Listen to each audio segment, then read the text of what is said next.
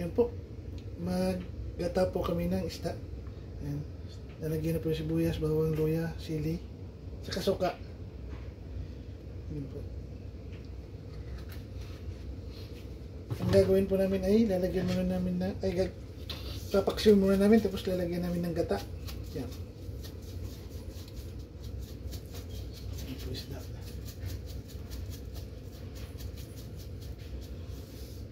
Ginataan po ang ulam namin ngayon panghapunan. Lalagyan pa namin ng konting tubig. Yan. Magic sarap. Saan nga dito? Wala pa. Ayan, ito pa lang. Wala.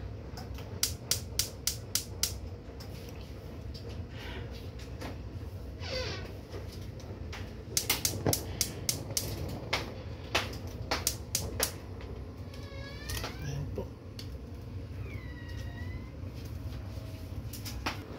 Ayan po, kulo na. Ikaw, Lab. Ilagay na yung pala. Yung gata.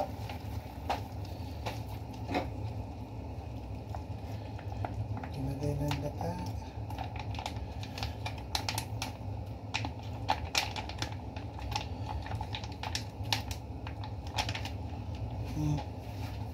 Tapos mamaya, ilagay din namin itong pichay. Pichay.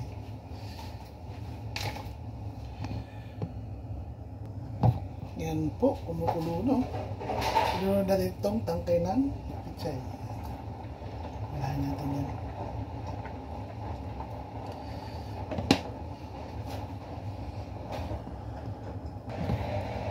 Yan po, tikman po natin.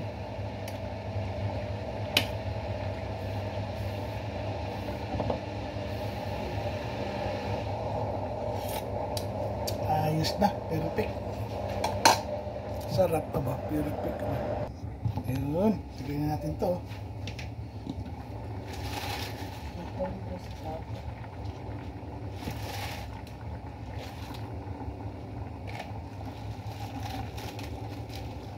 Ang biro po namin ay tamtaman lang.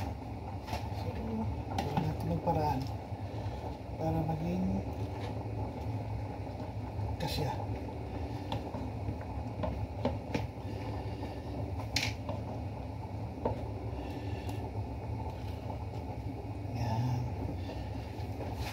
Yan na.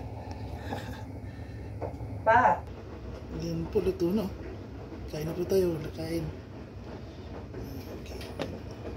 Kain.